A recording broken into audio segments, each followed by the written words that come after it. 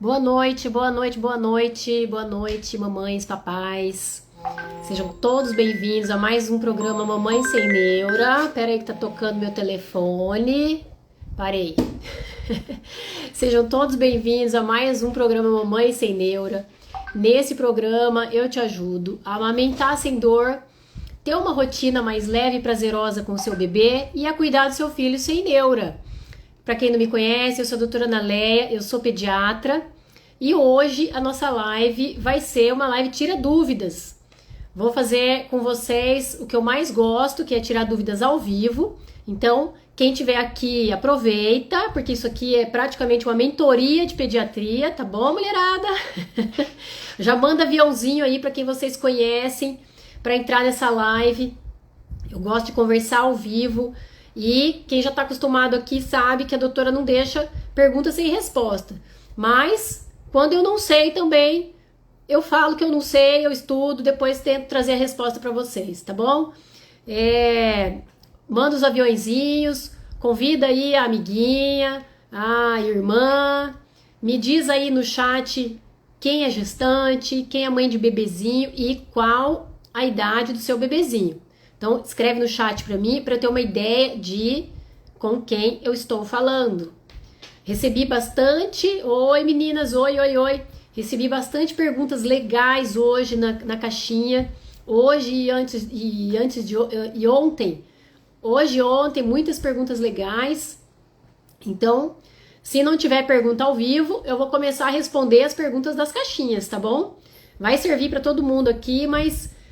vamos supor, se tiver mais gestante, vou começar a responder perguntas de mães de bebezinhos maiores. Então você perde a oportunidade de fazer uma pergunta que talvez te ajude mais, tá bom?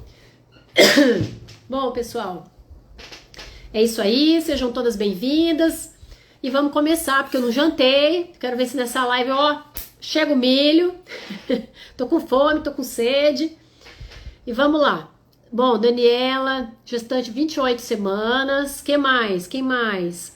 A Xi Oliver é mãe de bebezinha. Eu sei porque eu visito a Xi Oliver lá no Flores.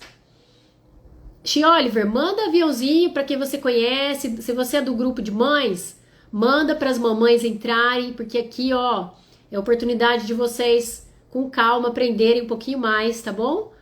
Então, manda aviõezinhos, fala lá, gente, vamos, a doutora tá falando ao vivo, vamos participar, tá?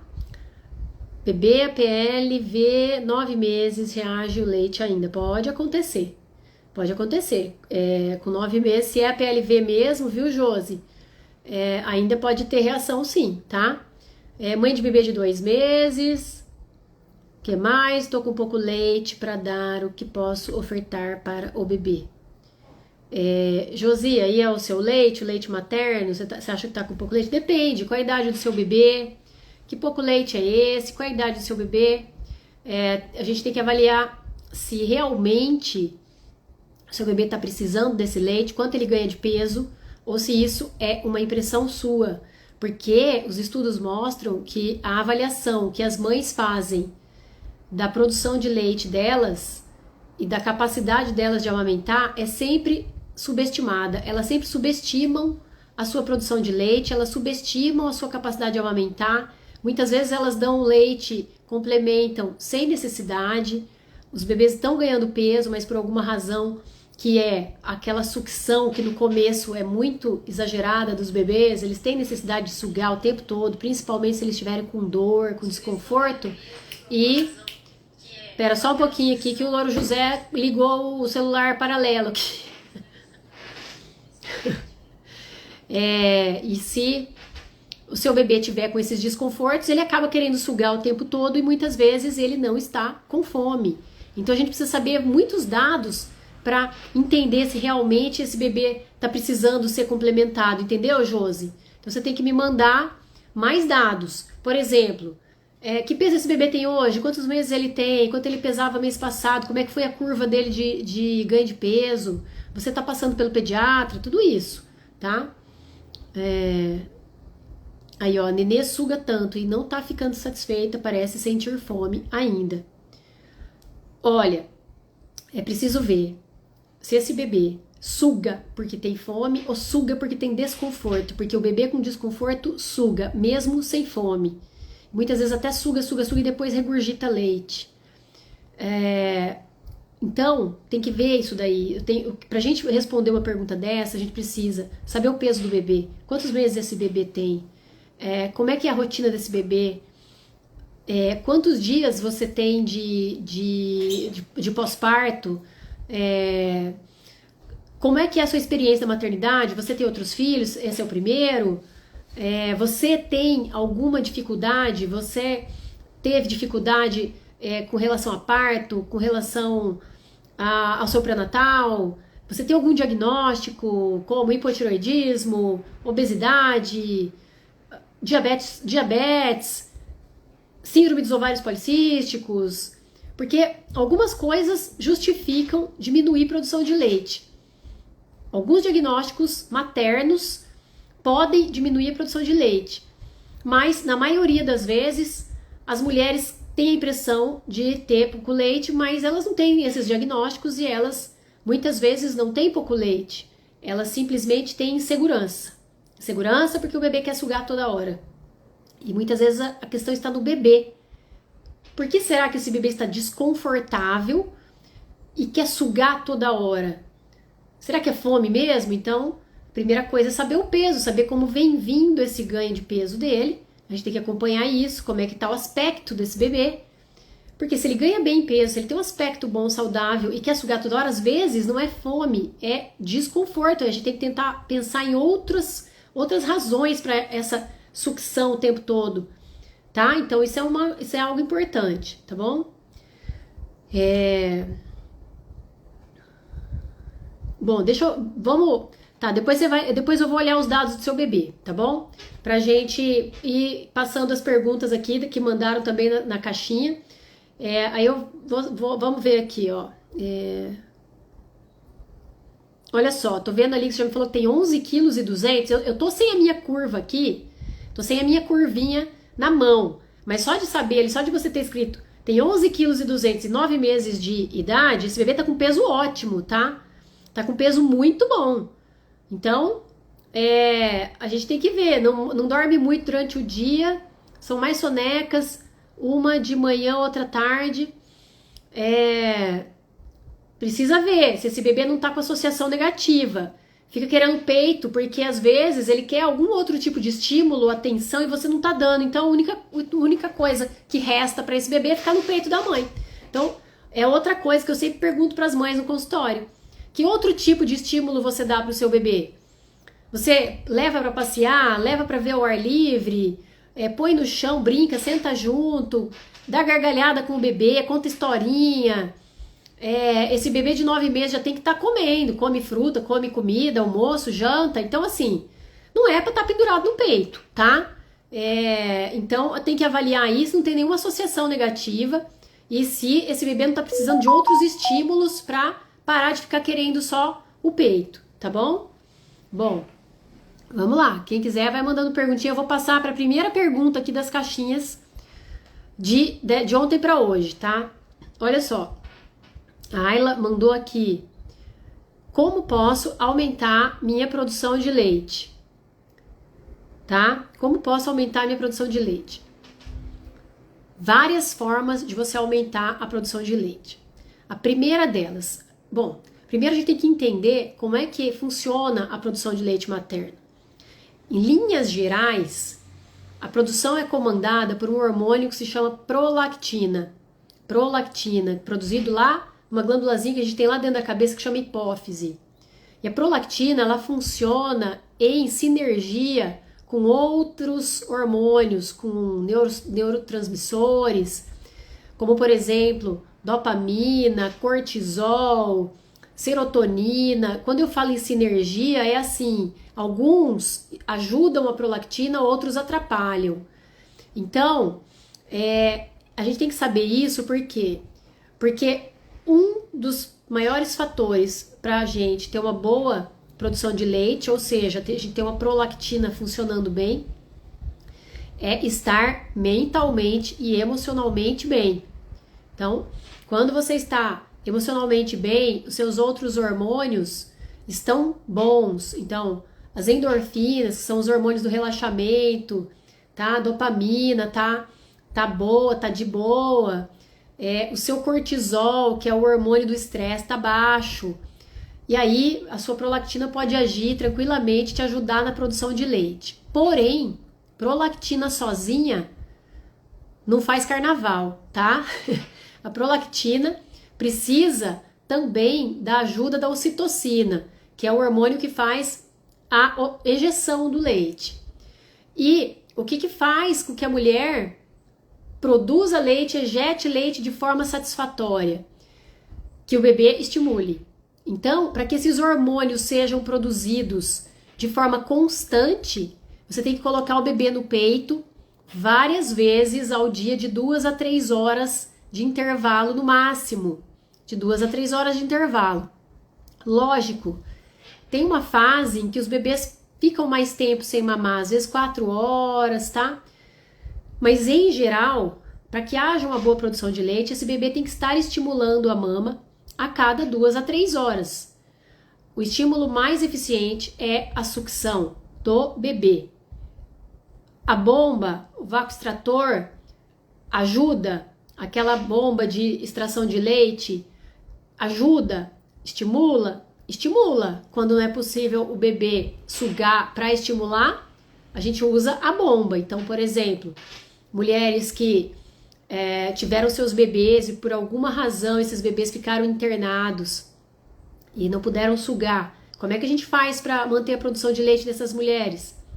Estímulo com a bomba. Então elas massageiam a mama e vai com a bomba a vácuo e fica estimulando para esse leite continuar sendo produzido. É a mesma eficiência da sucção do bebê? Não é, mas mantém a produção. Então, o principal estimulante o principal fator é o estímulo pela sucção do bebê. Inclusive, se você não tiver ainda prolactina, ocitocina no primeiro momento, e esses que são esses hormônios relacionados à produção do leite e ejeção do leite, se você adotar uma criança, você quiser muito aumentar e esse bebê começar a estimular a sua mama, existem métodos para se fazer isso. Mesmo uma criança adotiva, se o seu peito foi estimulado pela sucção, com o tempo você passa a produzir prolactina e ocitocina e manter essa produção de leite, mesmo você não tendo gestado a criança. Entenderam? Então, o maior fator para aumentar a produção de leite é o estímulo na mama, tá bom? Para que se mantenha essa produção e essa produção seja boa, o ideal é que você esteja bem mentalmente e emocionalmente, saudável, hidratada. Por quê? Porque a base do leite é água. Então, no leite nós temos proteínas, sais minerais, glicose, gordura, anticorpos, mas a base do leite é água. Então, se você quer ter uma boa produção também, você precisa se hidratar muito bem, tomar bastante água, bastante líquido. Então, falei de 2 fatores. Falei de um que é seu estado mental, o seu estado emocional. Agora falei da sua hidratação e sono. Sono. Mulheres esgotadas, mulheres cansadas produzem menos leite. Por quê? Porque quando você está muito cansada, muito esgotada, com privação de sono, você tem aumento na produção de um hormônio que é o cortisol, que é o hormônio do estresse. E quando o cortisol está alto, você tem redução na produção de prolactina, ocitocina e aí, consequentemente, redução na produção de leite. Ok? Então, foram lá. Estado mental, estado emocional, estímulo na mama pelo bebê, hidratação e descanso, sono em dia, sono de qualidade. 4 fatores para ter uma boa produção de leite, tá? 4 fatores. Eu ainda coloco mais alguns, como por exemplo, a mulher que se exercita, atividade física, ajuda na produção de leite. Por quê? Atividade física já tem estudos que mostram que ajudam na produção de leite. Porque quando você se exercita de forma constante, você torna isso um hábito, você também melhora o seu estado mental, seu estado emocional, você produz hormônios do bem-estar e isso favorece a sua produção de leite, ok? Entretanto, essa atividade física tem que ser racional. Você pode fazer atividade de alta intensidade, desde que você se hidrate de forma adequada, alimente-se de forma adequada e descanse de forma adequada. Então você pode se exercitar à vontade e você vai ter uma boa produção de leite. Inclusive, se exercitar ajuda você a produzir mais leite, ok? Então é isso. Primeira perguntinha, ó, já deu uma aula aqui pra vocês, hein? Só com essa primeira pergunta. Gente, hoje eu não vou deixar a live durar 1 hora não, tá? Porque eu tô muito cansada, ó, vocês estão vendo minha voz? Eu tô resfriada, eu tenho rinite, tô com o nariz todo entupido, não jantei, cheguei do consultório pra uma reunião e tô com muita fome. Eu ia falar que tô com sede, mas meu marido trouxe uma aguinha pra mim, ó, que amor. Então, olha só. Aí ela perguntou o seguinte: como identificar a baixa produção de leite? Bom, olha só. Vários sinais, tá? Um deles é aquele bebê que é o sinal mais prático, mais objetivo. É o ganho de peso do bebê, tá? Então, o ganho de peso do bebê é o sinal mais claro de que você pode estar, assim, com uma baixa produção. Ou esse bebê mamando de forma inadequada, tá? Porque também acontece isso. Muitas vezes a mãe tem uma boa produção, mas esse bebê não está mamando de forma adequada. Então, a primeira coisa, quando você suspeita que tem uma baixa produção de leite, é procurar o seu pediatra, pesar esse bebê, acompanhar a curvinha de crescimento desse bebê. E eu insisto, tem que ser um profissional habilitado, tem que ser um profissional que tem um manejo de aleitamento materno, porque muitas vezes a leitura dessas curvas são feitas de forma equivocada. E muitas vezes coloca-se complemento para um bebê que não está precisando. Muitas vezes utilizam-se curvas de bebês a termo para bebês prematuros. Não é a mesma curva. Ou espera-se que o ganho do bebê prematuro seja na mesma velocidade de um bebê a termo. Também não vai ser o mesmo. Então, quando a gente acha que está com baixa produção, a primeira coisa é procurar ajuda médica, ajuda de profissionais habilitados, para avaliar o que está acontecendo. Primeiro, pesar esse bebê e ver como é que está esse ganho. Porque muitas vezes a mãe, por causa do choro do bebê, ela acha que o bebê está com fome. E muitas das vezes não está com fome. Ele pode estar chorando por outras causas. Então a gente tem que estar atento a isso e tem que estar atento à curva de peso, à curva ponderal dessa criança. Como identificar, além da questão do peso do bebê, uma baixa produção? Por exemplo, a gente tem que tomar cuidado com a impressão de mama cheia. Então, por exemplo, depois de um determinado tempo, principalmente após os 15 dias de vida do nascimento desse bebê, a tendência é que a mama vai entrar em equilíbrio no hormônio prolactina.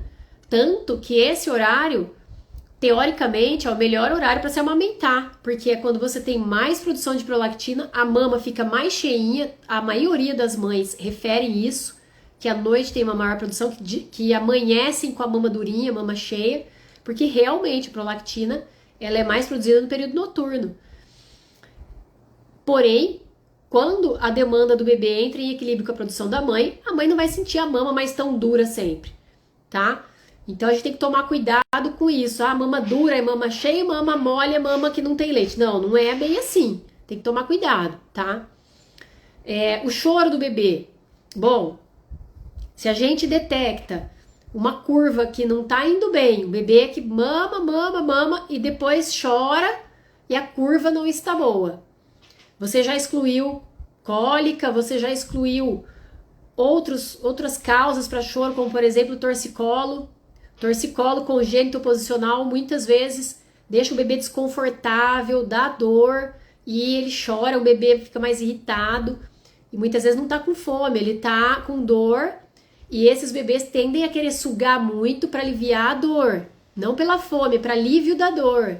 Tem bebezinhos com refluxo que mama, regurgita e quer mamar mais, e quer mamar mais. E mama, regurgita e quer mamar mais. Por quê? Porque aquilo acalma o bebê, a sucção acalma e, além do mais, alivia um pouco o refluxo. Porém, ele regurgita e ele não tá com fome. Então, a gente tem que tomar cuidado para não interpretar de forma equivocada a sucção do bebê, a necessidade de ir à mama como fome, tá? Então, esses fatores que eu já falei para você. Agora, fatores de risco para uma baixa produção de leite, fatores relacionados à mãe que podem interferir na produção de leite. Eu vou citar alguns para vocês. Histórico de obesidade, histórico de mamoplastia redutora, histórico de hipotiroidismo, histórico de ovários micropolicísticos, histórico de diabetes, seja diabetes tipo 2 ou gestacional tipo 1. Essas 5 causas podem estar relacionadas com baixa produção de leite da mãe. Então, durante a sua gestação, você já pode adotar algumas medidas preventivas, já se preparando para a possibilidade, tá? É uma regra? Quer dizer que você não vai ter leite suficiente para o seu bebê? Não quer dizer, não quer dizer. Mas, por fatores hormonais que explicam a produção de leite na fase de lactogênese 2, que a gente fala, eu não vou entrar aqui em detalhes de fisiologia da produção de leite com vocês, porque isso não importa, mas esses diagnósticos que eu acabei de mencionar, eles podem sim, por essas questões fisiológicas, terem menos produção de leite e interferir na lactação das mães. Não é uma regra, não é 100%, mas pode. Outra coisa, vamos falar de algo que já foi perguntado aqui, a respeito de ordenha de colostro durante a gestação, principalmente para mulheres com história de diabetes. Isso atualmente já é uma recomendação pelas sociedades científicas, já se tem recomendado ordenha de colostro para mulheres com história de diabetes tipo 2 ou gestacional, a partir da 36ª semana de gestação. Por quê? Porque a ordenha de colostro, esse estímulo da mama aí, anterior ao parto, vai facilitar que essa mulher entre na lactogênese 2, facilita a produção de leite dela após o nascimento do bebê. E essa mulher também, dependendo de quando for esse parto, ela ter esse colostro, esse estoque de colostro que ela faz, pode ser oferecido para esse bebê, caso haja deficiência de produção lá na frente, ou caso esse bebê nasça com hipoglicemia, tem hipoglicemia logo após o nascimento. Então, a gente sabe que o leite materno, ele tem uma capacidade muito maior de elevar a glicemia do que fórmula, que é hoje muito preconizado em hospitais quando a mãe é diabética, e aí a gente sabe que é um risco maior esses bebês apresentarem hipoglicemia após o nascimento. Então, oferecem muito fórmula para subir a glicemia dos bebês logo após o nascimento, e isso já é um fator preditor de risco de desmame precoce. Então, essas mulheres com história de diabetes gestacional, elas também têm aumento de risco de desmame precoce, porque quando os bebês nascem, tem toda essa questão dentro do hospital, fazem hipoglicemia, já é oferecido fórmula para melhora da glicemia do bebê no hospital. Porque às vezes ela tem um atraso na eliminação de colostro, uma diminuição na produção de colostro. E isso vai aumentando o risco de desmame. Quando você introduz fórmula dentro do hospital, logo que o bebê nasce, os estudos já demonstram que em todas as mulheres, para todas as mulheres e bebês, há um aumento no risco de desmame precoce quando é oferecido fórmula dentro do hospital. Então essas mulheres com história de diabetes, elas têm um aumento desse risco por essa questão também. Por ter um atraso na produção ali do colostro, elas acabam acaba sendo oferecido para o bebê essa fórmula, e aí essa mãe vai cada vez mais ficando menos autoconfiante, com o sentimento de autoeficácia muito comprometido, e além do fator fisiológico do próprio diabetes, que pode diminuir a produção de leite. Então vai juntando tudo isso, essas mulheres têm uma chance de desmame aumentada. Agora, se você estiver preparadinha, se você preparar seu mental, cuidar da sua saúde, fizer atividade física, isso vai melhorar os seus índices glicêmicos, vai melhorar o seu diabetes, você vai ter uma chance muito melhor de ter um parto tranquilo, um pós-parto mais tranquilo ainda, com uma amamentação bem sucedida. Se você fizer estímulo da mama e ordenha de colostro lá a partir de 36, 37 semanas, a chance de você estar com a lactogênese boa lá quando nascer o nenê vai ser muito maior. Então são todas as dicas que eu dou para mulheres que podem ter esse fator de risco para diminuição da produção de leite, que foram esses que eu citei agora: hipotiroidismo, síndrome dos ovários policísticos, obesidade, diabetes tipo 2 ou gestacional e... o que mais que eu falei? Falei mais um, agora eu esqueci, tá? Ovário policístico, obesidade, diabetes tipo 1 ou 2 e síndrome... Bom, é isso aí, tá? E hipotiroidismo, tá bom? Bom, vamos ver aqui as perguntinhas ao vivo. Começar aqui em cima, pera lá. Começar aqui em cima. Tá. Então tá ficando satisfeito, fome, já falou, essa aqui já foi. Tá aqui, ó. Pediatra disse que meu bebê tem a língua presa. Disse para acompanhar até a fase de introdução alimentar para ver se haverá dificuldades. Ele tem 2 meses. Olha só. Anquiloglossia, que é a linguinha presa, a gente avalia a necessidade de procedimento ou não, que é frenotomia ou frenectomia, durante a amamentação, não é durante a introdução alimentar. Então, o bebê nasceu, começa a mamar, primeiro ele nasce, você avalia, você considerou que ele tem um frênulo curto, tá? Ele tem ali o freinho lingual curto. Optou por não fazer procedimento naquele momento, que é o correto. O pediatra não deve mais, hoje em dia, fazer procedimento de frenotomia dentro do hospital com bisturi. Isso tá errado, tá bom? Não deve. Ele deve chamar um profissional capacitado. Primeiro chama uma fono para avaliar a pega desse bebê, se esse frênulo lingual vai comprometer a amamentação. Se não comprometer a amamentação, ok, não vai precisar mexer nesse frênulo, não vai precisar fazer nada, deixa esse bebê mamar, se não machucar a mãe, porque às vezes acontece da anquiloglossia, do freinho, machucar a mãe durante a sucção, e daí tem que fazer, porque senão a mãe não consegue amamentar porque machuca. Mas muitos têm, a gente percebe que tem um frênulozinho curto, mas mama bem, ganha peso, a mãe não tem dor e ok. Mas isso é visto durante a amamentação, não é durante a introdução alimentar, tá?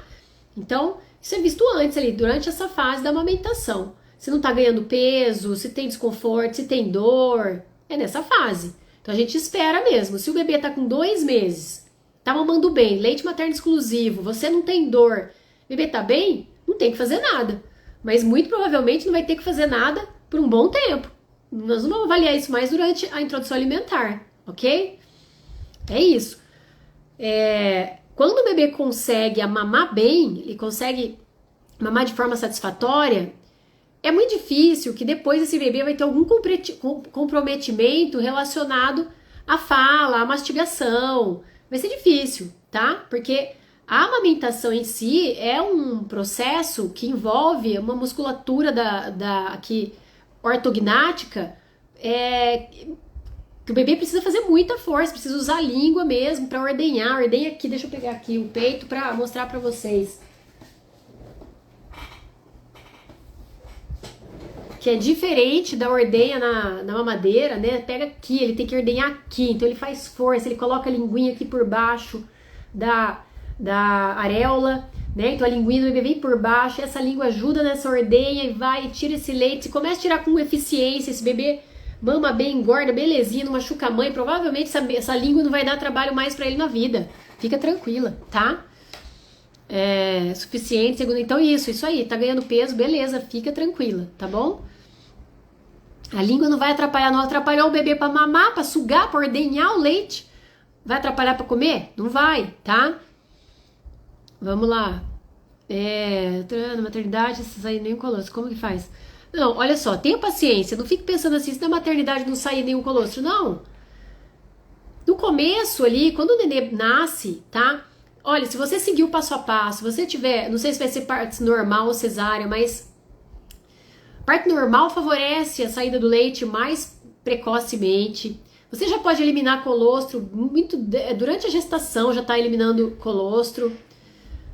Não fique com isso na sua cabeça. A partir do momento que seu bebê nasce, que você tem aquele contato com ele, contato pele a pele, que vem todo aquele amor, aquela necessidade, esse colostro vem, minha filha, você não fica preocupada não, tá? Você vai ter o seu colostro. Nessas situações que eu coloquei desses diagnósticos, diabetes gestacional, obesidade, síndrome dos ovários policísticos, hipotireoidismo, pode acontecer, tá? Pode acontecer, mas é a dica que eu tô dando aqui. Se for o seu caso, esses diagnósticos, já vá fazendo estimulação da mama e ordenhando o colostro desde a 37ª semana, pelo menos, de gestação. Porque você fazendo esse estímulo da mama e ordenhando esse colostro, ele vai começar a sair. Porque para sair leite é só estimular a mama, beleza? Esse colostro vai sair. Estimulando a mama, vai sair, tá? Deixa eu ver. Bom, agora eu vou partir aqui pra... Ixi, o que eu fiz, gente? Gente, eu fiz alguma bobagem aqui e tirei meu rosto da live. Agora não sei voltar. Pera aí. Ô, Ricardo, me ajuda aqui que eu não tô sabendo voltar. Bom, eu vou ficar aqui, gente, e aí a gente vai falando até eu conseguir voltar a tela pro normal. A próxima pergunta foi a seguinte. Olha, bora lá. Que a mãe fez uma pergunta de bebê que coloca pra dormir de barriga pra cima quando ela vê o bebê está de barriga pra baixo. Por favor, bem, não tô conseguindo, saiu a imagem aqui, eu não tô conseguindo também passar aqui pra cima. E aqui também. Aí, beleza. Olha só, bebê de 5 meses, olha lá, bebê de 5 meses, coloco pra dormir bebê de 5 meses, coloco pra dormir de barriga pra cima e quando vou olhar, virou dormindo de barriga para baixo. É o seguinte, você colocou de barriga para cima, dormindo ele virou, foi de barriga para baixo. Até 1 aninho mais ou menos, você tem que desvirar o seu bebê se ele não desvira sozinho. Muitos bebês, a partir do 6º mês, já vira e desvira. Ele mesmo vira, ele mesmo desvira. Se ele sabe fazer isso, você não precisa mais se preocupar. Mas a maioria, até o 6º mês, eles viram, depois não desviram. Ficam de bruço. O que você tem que fazer? Desvirar ele. Ai, doutora, eu vou ter que ficar de plantão? Desvirando? Vai. Então, se o seu bebê faz isso e não desvira sozinho, é mais seguro você... Amor, tá tocando aqui. É a Bruna pra ir buscar, eu acho. Então, o mais seguro é você deixar o bebê dormir no seu quarto e olha de vez em quando ali, desvira o seu bebê, tá? É o mais seguro. Se ele já é capaz, durante o dia, quando ele tá acordado, ele vira, desvira, ele desvira sozinho, aí você, ok, deixa ele que ele já sabe se desvirar, ele já sabe se movimentar. Se voltar leitinho, ele se desvira, ele vira, ele começa a sentir desconforto, ele mesmo muda a posição, tá? Quando não é assim, você precisa desvirar. Por quê? Como eu sempre explico para as mães, e eu vejo que ainda uma grande parte das mães não entendem porque que é arriscado deixar o bebê dormir de barriga para baixo. E quando eu vou fazer minhas visitinhas lá na pastoral, pela pastoral da criança, lá na comunidade, a maioria das mães que eu tenho chegado nas casas, elas põem os bebês para dormir de bruço. E aí eu entendi que na cabecinha delas, elas acham que quando o bebê vai regurgitar, o leite volta, ele sai pela boca, e aí, bom, saiu, se eu tô virada assim, o leite sai, ok, não vou engasgar meu bebê. Mas vocês estão equivocadas. Por quê? Porque você tem que entender que a traqueia do bebê fica na frente, o esôfago passa atrás, é um canudinho que passa atrás. Quando o seu bebê deita de barriguinha para baixo, o esôfago que está lá atrás, você concorda que o alimento vem lá do estômago, sobe, vem pelo esôfago, só que antes dele ir para a boca do bebê direto, existem válvulas, existem umas entradas, uns caminhos que comunicam o esôfago com a traqueia, tá? Um deles é a glote, tá bom? Epiglote, glote. Quando esse leite vem vindo pelo esôfago e entra ali, ele vai direitinho, ele cai na traqueia, porque o bebê tá assim, ó. O bebezinho tá assim.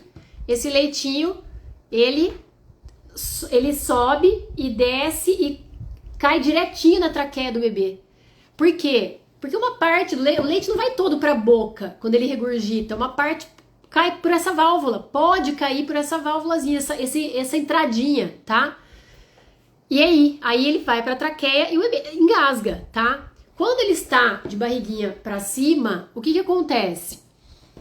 Por a traqueia estar em cima, quando esse leite volta lá do estômago, é muito mais difícil esse leite subir, fazer um caminho contra a gravidade, subir na válvula e entrar e subir pela traqueia, entendeu? Pode acontecer? Até pode, mas muito mais difícil um bebê se engasgar com refluxo de leite dormindo de barriga para cima. É muito mais fácil dormindo de barriga para baixo, tá bom? Porque não é todo o leite que sai pela boca, uma parte fica aqui e vai para a traqueia, entenderam?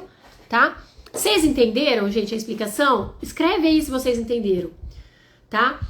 Então eu entrei nisso aqui com essa pergunta que a mãe colocou, né?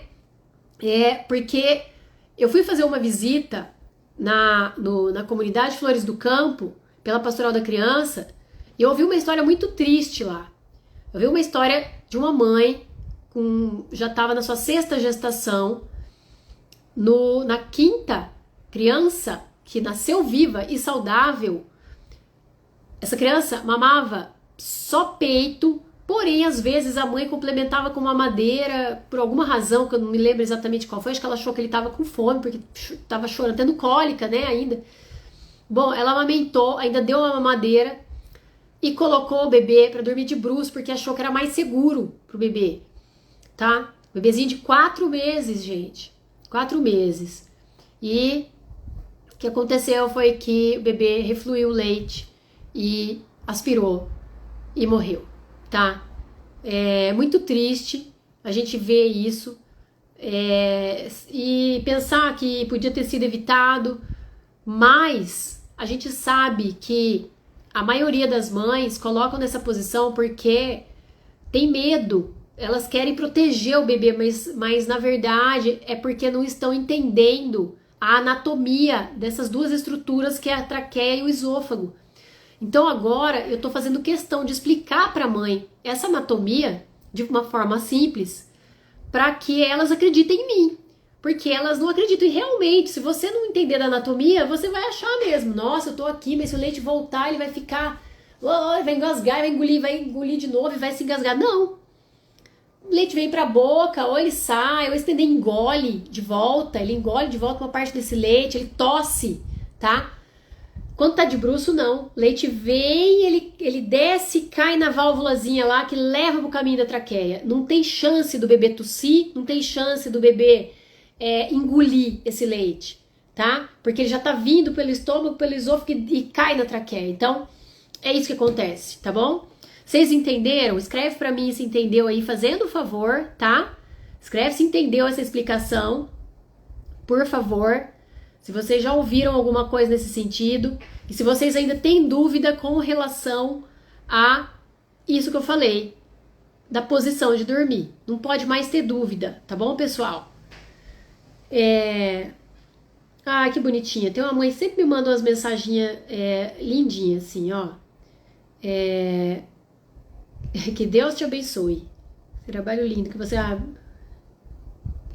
Obrigada, viu? Bom, e aí a mãe da posição falou que se é perigoso, isso é perigo, fico com medo, pois ela não sabe desvirar ainda. Então, assim, Carol, a gente tem que se preocupar assim nessa idade, tá? Mas eu vou te falar uma coisa. Treine seu bebê para ele desvirar.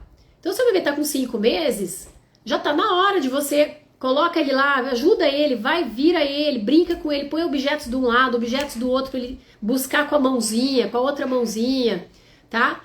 Começa a ajudar o bebê a se virar para lá, se virar para cá, tá bom?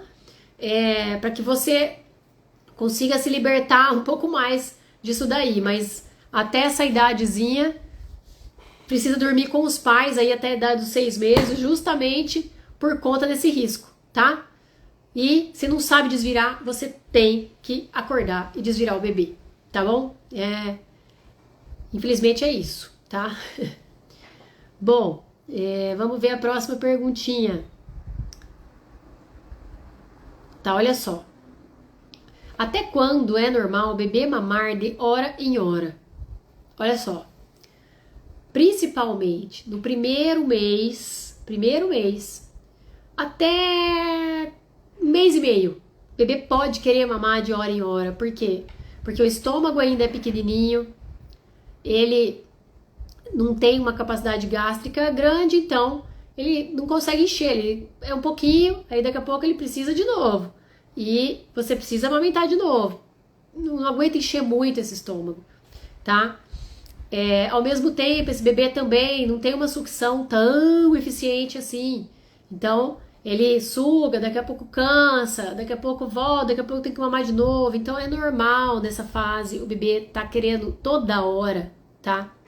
E algo que acontece, que é muito comum aí no primeiro mês, a partir da 2ª semana de vida, é esse bebê começar a ter cólicas. E quando tem cólicas, eles querem sugar o tempo todo. E muitas vezes não é fome.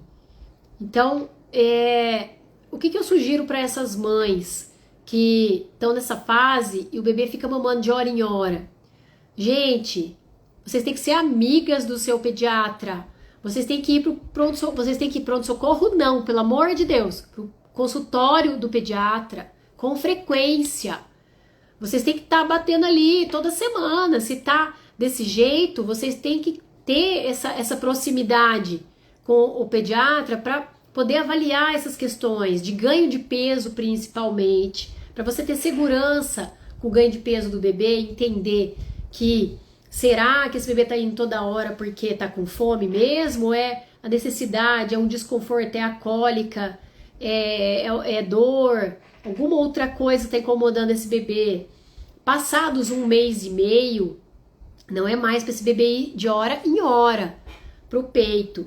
Já é esperado que ele dê aí um intervalinho maior, mas avalie se as mamadas estão sendo efetivas. Então, quando a gente avalia o bebê e avalia a mãe nessa fase, a gente, assim, hoje eu não entendo como é que um profissional, como é que eu não consigo avaliar uma mãe com um bebê de 1 mês que mama só no peito, se ela vem com essa queixa de que o bebê tá mamando de hora em hora, 1 mês, 2 meses, eu não consigo avaliar sem olhar esse bebê mamar.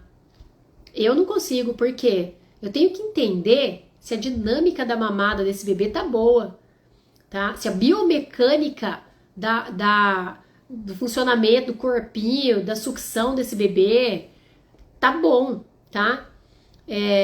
Se quando ele mama, se a pega dele tá adequada, se quando ele mama, ele fica um tempo razoável com sucção efetiva, sucção com eficácia, que tire leite mesmo.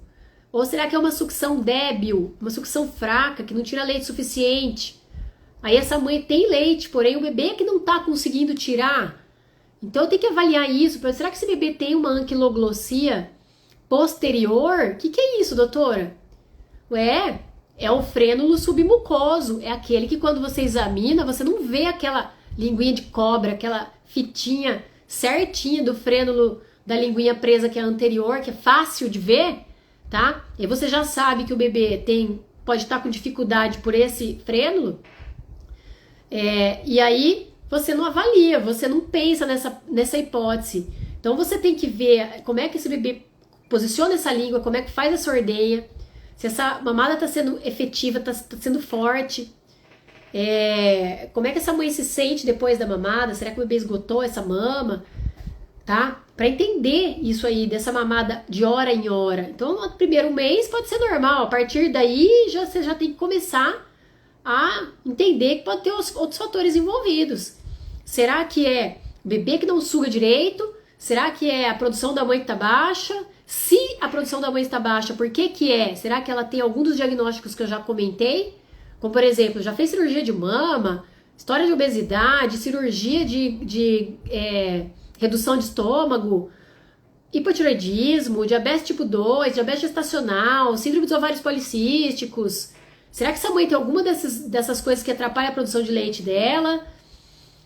Será que essa mãe tá com uma história de estresse, tá deprimida, e isso derruba a produção de leite também, tá muito cansada e aí por isso não produz tanto leite, o bebê fica com fome? Será que o fator é o bebê? Será que esse bebê tem torcicolo congênito ou posicional, não importa, mas ele tem dor, tem desconforto de posição, não acha posição, então não mama tão bem, fica tenso para mamar? Ou tem língua presa?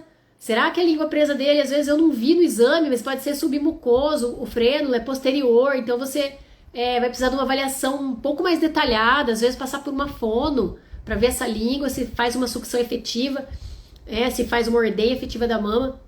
São tantos fatores que você tem que ver numa consulta de uma mãe com um bebê de 1 mês, que hoje eu não me imagino fazendo uma consulta dessa, só perguntando para a mãe as coisinhas de pediatria. Não ganhou peso. Então tá aqui, vamos complementar, põe a fórmula. Eu não consigo. Hoje eu tenho que ver isso, tenho que ver a situação, tenho que fazer todas essas perguntas que eu tô colocando para vocês aqui, para poder entender o que tá acontecendo com esse bebê que mama de hora em hora, né? Então, são muitas questões que a gente tem que avaliar aí num bebê desse. Será que eu esclareci um pouquinho para você? Mas você tem que ter amizade com o teu pediatra, você tem que estar lá, tá desse jeito, bate ponto, marca consulta toda semana. Eu, quando tenho uma pacientinha que tá assim, eu falo, volta semana que vem. Cada semana tem que estar voltando, tá bom? Vale a pena, investe, gente. Vai lá, vai no consultório. Eu não tenho plano, paga a consultinha, vai lá. Porque o que você vai economizar, o que você vai investir hoje, você vai economizar em anos de fórmula, meses usando fórmula, fono, que mais? Depois, alterações lá escolares, tá? Porque bebês que mamam no peito, mamam leite materno pelo menos até o 1º ano, eles ficam mais inteligentes, sim. Mas o meu filho é super inteligente e ele nem mamou no peito. Eu sei, gente, mas não é isso. Ninguém tá falando que não vai ter inteligência. Mas eu tô falando assim, seu bebê poderia ser mais inteligente ainda. Então, assim, às vezes a criança é extraordinária de inteligente, mas se ela tivesse mamado pelo menos até o 1º ano, seria mais inteligente ainda. Então, eu luto por isso, porque eu quero que os filhos de vocês sejam inteligentes, tenham uma boa imunidade. Então, eu tenho que dar essas informações aqui pra vocês, tá bom? Então, é isso. E a gente tem que ter um sentimento também, nós mães, nós temos que ter um sentimento, a gente tem que ser solidária, a gente tem que ser generosa com as outras mães, mesmo que a gente não tenha conseguido amamentar pelo tempo que a gente quis, ou às vezes não conseguiu amamentar, a gente não pode encarar muitas vezes uma campanha de amamentação, um agosto dourado, sabe? Com aquele sentimento de culpa, aquele sentimento de, não, essa campanha, ela me joga pra baixo, é porque eu não consegui, então quer dizer que a mãe que não amamentou não ama, nada disso, não tem nada a ver com amor. A mãe que não amamentou não ama seu filho, né? Não é isso não. É porque a gente sabe dos benefícios do leite materno, da amamentação pra criança, pro bebê, então a gente tem que lutar por eles. Então não é porque eu não consegui que eu vou ficar falando para as mães que tá tudo bem da fórmula. Então eu fui uma pessoa que não conseguia amamentar exclusivamente. Eu consegui até o 6º mês, porém depois disso precisei colocar fórmula. A minha primeira filha, coloquei fórmula antes do 6º mês e eu desmamei antes de 1 ano. Desmamei antes de 1 ano. Minha primeira filha eu desmamei com 6 meses, a segunda acho que foi com 8. Gente, eu não posso por isso. Minhas filhas são inteligentíssimas. São meninas inteligentes. São meninas que têm imunidade boa, porém têm as suas alergias e tal, mas eu não posso chegar aqui e ficar falando não, porque tá tudo bem, elas estão saudáveis, eu dei fórmula e está tudo bem, ok. Vamos, não, porque a campanha do Agosto Dourado, ela serve para fazer campanha de aleitamento materno e excluir as mães que não amamentam. Não é nada disso, não é nada disso. A campanha do aleitamento materno serve para incluir todas as mães e mostrar para as mães que elas têm direito de amamentar e que se elas conseguirem amamentar, isso é o melhor para o bebê delas e para a saúde delas, inclusive porque diminui chance de câncer de mama, de endométrio, de ovário, diminui chance de Alzheimer no futuro, diminui índices de obesidade, de diabetes nas mães, índices de depressão pós-parto. Então eu tenho que fazer campanha a favor para que as mães consigam amamentar sim. Isso não quer dizer que porque a mãe lá não conseguiu, ela tem que se sentir ofendida. Ou frustrada ou triste. Não, vamos apoiar então, vamos ajudar as mulheres que querem amamentar ou que estão com dificuldade, vamos ajudá-las. Então eu quero que vocês consigam. Eu quero que vocês consigam muito mais do que eu consegui. Muito mais. Eu sei do benefício, eu vejo no meu consultório. Então é isso, tá, gente? Por isso que eu fico falando isso aqui, tá bom? Nem sei por que eu tô falando tudo isso, gente. Qual foi a pergunta? Bom, não importa, tá? Mas é isso que eu falei, isso é importante, tá bom? Vamos lá, vamos outra perguntinha aqui para acabar a nossa live, que já vai chegar no fim, tá? Olha só. Quando o bebê pode ir na piscina e na praia? Gente, é o seguinte. Segundo as recomendações da Sociedade Brasileira de Pediatria, o bebê pode entrar em piscina a partir do 6º mês. É recomendação, a partir do 6º mês, por quê?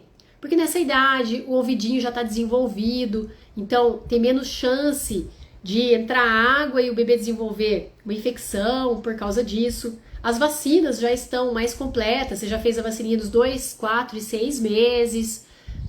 Esse bebê, ele já está ficando sentadinho, na maioria das vezes já está sentadinho com apoio, então ele já tem um tônus mais firminho, o pescoço já está firminho. Então, todos esses fatores, eles contribuem para que seja mais seguro, tá bom? Agora eu, doutora Ana, mãe e pediatra, o que eu fiz, o que eu recomendo? Eu digo o seguinte, a gente hoje tem partos que são na água, né? Partos na água. Ninguém pergunta se o bebê tá nascendo naquela água, que, lógico, a água tá limpa, mas ninguém faz todas essas perguntas para esse bebê que tá nascendo na água. E nascer na água é muito legal. Ao mesmo tempo, se você toma os cuidados devidos com esse bebê, você sabe segurar, você não vai submeter o bebê a nenhum risco. Eu coloquei minhas filhas na água com 2 meses. Existem técnicas que ensinam o bebê a mergulhar desde novinho. Eu ensinava minhas meninas a mergulhar com 2, 3 meses. E assim, tomava todos os cuidados, ficava atenta com a questão de água no ouvido. E quando a gente suspeita que tem água, a gente pode colocar uma gotinha de álcool no ouvido do bebê. Foi pra piscina, não sabe se entrou água ou não. Pega esse bebezinho, vira de ladinho, encharca o algodão com álcool, tá? Não precisa encharcar, você vai molhar assim, porque você vai lá, vira o ouvidinho do bebê, pinga 2 gotinhas de álcool e já vira a cabecinha dele assim, porque aí sai aquela água suja, se entrou água no ouvido do bebê, tá? Existem técnicas para ensinar o bebê a mergulhar novinho. que eu usava com as minhas meninas e deu tudo certo, e adoravam água e foi tudo legal. Eu acho que a água para o bebê ajuda a desenvolver, é ótimo, ainda mais num país como o nosso, país tropical. Então, a gente tem que ter bom senso, usar protetor solar. Você não vai deixar o bebê estatelado no sol, sem protetor, sem chapéu, sem estar embaixo de um guarda-sol. Depois que vai numa piscina, lava, tira aquele cloro da pele do bebê, passa um bom hidratante. Se for pro sol, tem que ter protetor solar, sim. Passar protetor. Depois que sai da piscina, faz uma higiene nasal do narizinho do bebê com soro fisiológico, purinho. Porque se porventura ficou água com cloro ali dentro da narina, a gente já limpa, já lava isso aí, tá? Então, é isso. Eu recomendo isso. Eu não esperei até o 6º mês, não ia esperar. Eu fui muito cuidadosa com as minhas meninas, mas eu também, eu tinha noção, né? Eu tinha segurança, eu tinha noção e tomei esses cuidados que eu tô falando aqui pra vocês, tá bom? Que mais? Vamos lá. O que será? Aqui, ó. De gosto, ferro. Bom, olha essa pergunta aqui.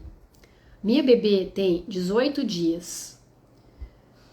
Minha bebê tem 18 dias. É normal doer os seios na primeira pega? Vejo estrelas. Eu fiz até um conteúdo sobre essa pergunta aqui. Minha bebê tem 18 dias. É normal doer os seios na primeira pega? Vejo estrelas. O que vocês acham? O que vocês acham? Escreve pra mim aí. Se é normal doer na primeira pega. Por favor. Escreve aí. Quem tá na live, escreve pra mim. Vou repetir a pergunta, tá? Vou repetir a pergunta. Ó, minha bebê tem 18 dias. É normal doer os seios na primeira pega? Vejo estrelas. Escreve pra mim, por favor, gente. O que vocês acham? É normal ou não é normal? É normal ou não é normal? Daí eu respondo a próxima perguntinha aqui, falando do bebê APLV. Escreve pra mim. Tô com pouco leite pra dar. Vocês acham que é normal doer na primeira pega? Hein? Não é normal, né? Vou responder. Vocês estão preguiçosas, hein? Ô, gente, me ajuda. Hoje vocês estão cansadas, né? Eu também tô, gente. Tô sem janta. Vou responder essa pergunta aqui. Ah, deu pra entender. Ah, que bom, Desirê. Deu pra entender sim, doutora. Maravilha. Então, entenderam a questão se não você colosco, tá. Deu pra entender a questão ali do dormir de bruço. Alguém perguntou de Tilenol. Enquanto isso, eu tô perguntando pra vocês se é normal doer na primeira pega do bebezinho de 18 dias. Bebê de 2 meses com APLV pode tomar Tilenol? Pode, tá? Se for assim, vai tomar porque fez vacina, né? Fez vacina de 2 meses e aí precisa tomar um analgésicozinho, uma coisinha. A gente recomenda Tilenol mesmo, tá? Não tem nada a ver por ter APLV. APLV, gente, alergia à proteína do leite de vaca. É isso. A criança começa a manifestar alergia. Pode ser porque apresentou sangramento nas fezes, a mãe amamenta e ela toma leite. E esse bebê pode manifestar alergia porque mamou o leite da mãe e a mãe toma leite. Então, é o leite a questão, tá? Não pense em outras coisas. Porque meu bebê tem APLV, ele vai ter alergias a outros alimentos. Então, eu vou suspender isso, vou suspender aquilo, vou suspender, não vou dar remédio, porque... Não, remédio para bebezinho novinho a gente só dá quando realmente precisa, né? Nesse caso aqui, em geral, é quando faz vacininha. Agora, não tem que ter medo e ficar pensando porque tem a PLV e tem outras alergias. A PLV acabou, o resto é vida que segue, tá bom? Inclusive, quando vai fazer a introdução alimentar, você introduz os alimentos de rotina do cardápio, os 5 grupos alimentares você introduz pro seu bebê, tá bom? Você só vai acompanhar a PLV. É com isso que você vai tomar cuidado, com os derivados de leite de vaca, tá bom? Tá, mas agora aqui vou continuar na perguntinha da mãe que fez ali sobre doer ver estrela para dar uma mamar na primeira pega. Não é normal, tá? Então, não é para doer em pega nenhuma. Então, nasceu o bebê. No começo lá, que a gente é tonhonhon, né? A gente é dirt. Eu era também. A gente põe o bebê lá, põe o bebê achando que bebê vai sugar certinho, né? Ele já nasce sabendo, não sabe.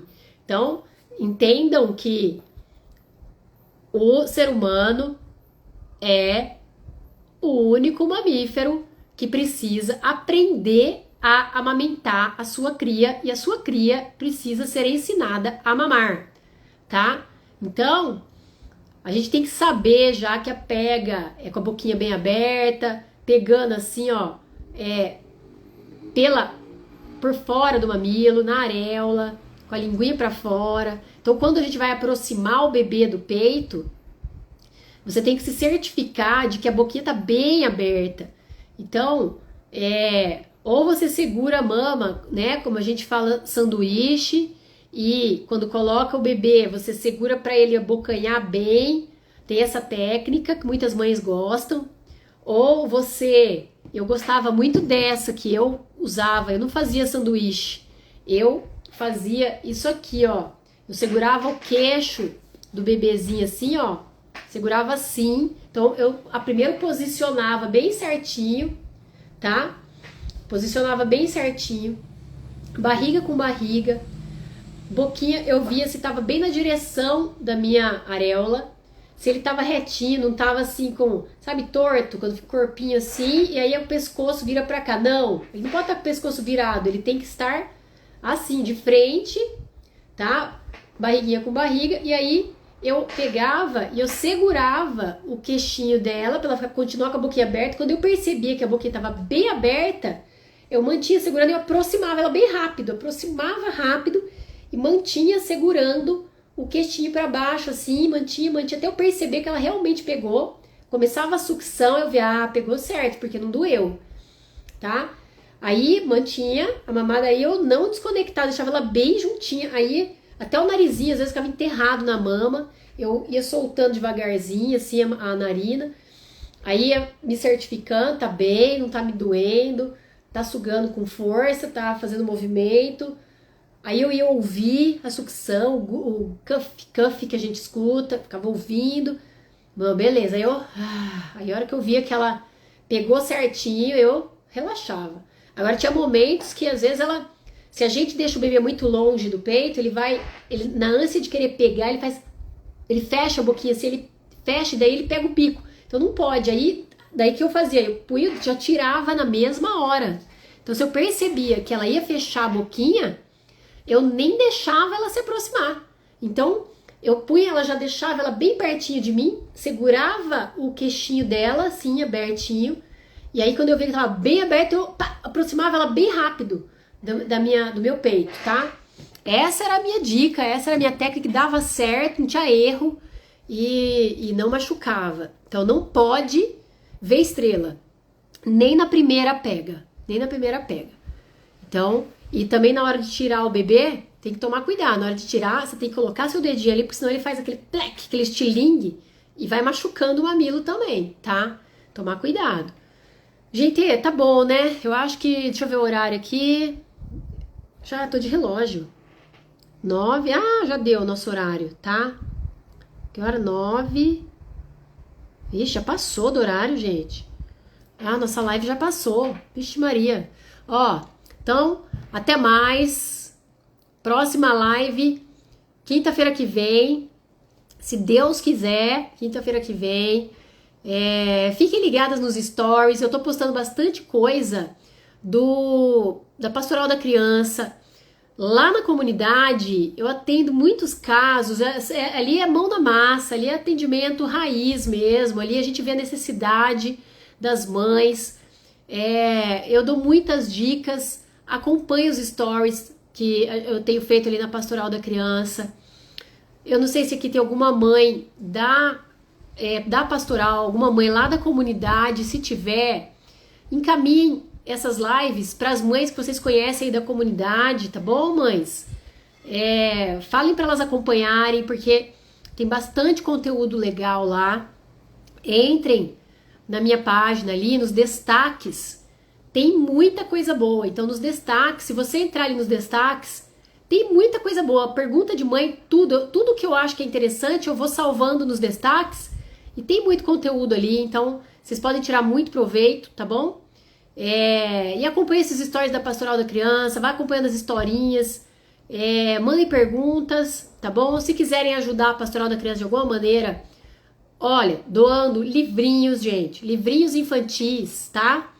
Olha, livrinhos que vocês não usam, dos filhos de vocês, gibi, tá? Gibizinho, olha, gibi no sebo, coisa que vocês não usam de livrinho infantil, pode entrar em contato comigo, deixa no meu consultório, eu levo tudo pra eles. Olha, eles amam. Olha, aqueles cubos mágicos, sabe aquele cubo mágico que a gente faz aquilo lá? Gente, as crianças lá, eles amam aquilo lá, tá? A gente fez as cartinhas de Natal, muitos pediram cubo mágico, olha que interessante. E é um negocinho tão baratinho, e assim, tudo que a gente leva pra eles é uma festa. Olha, esse final de semana eu levei água pra eles, pessoal. Levei água, porque a comunidade estava com falta de água. Então eu cheguei lá, as crianças estavam da cor da terra, assim, dos pés até a cabeça. Eles ficaram, quando acontece isso ali, mas dessa vez foi mais grave, porque cortaram todo o suprimento da água que vem lá do Jardim Catuaí para eles. Eles estavam sem água até para tomar. A gente levou água para eles tomarem, gente. Então, assim, eles ficaram gratos pela água que a gente levou para eles tomarem. Eles estavam sem banho já há 2 dias.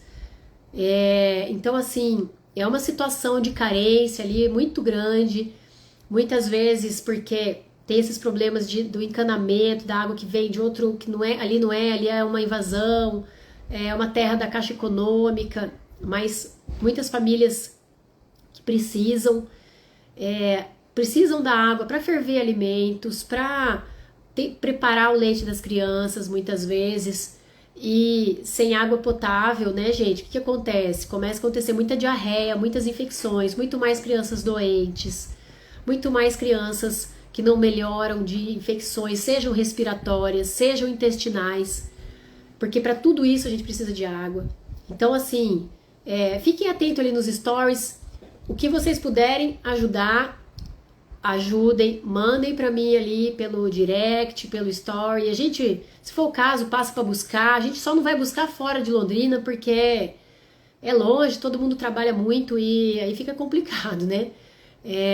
Mas se vocês quiserem, deixem no meu consultório, deixem nome da Pastoral da Criança do Flores do Campo, mandem mensagem para mim pelo Instagram, e aí a gente dá um jeito, tá bom? Então, até a semana que vem, obrigada pela presença de todas, e semana que vem tamo aí, beijo em todo mundo, tá? Eu sempre deixo salva, tá bom? Sempre deixo salva, fica tranquila. Deus abençoe vocês também, beijos!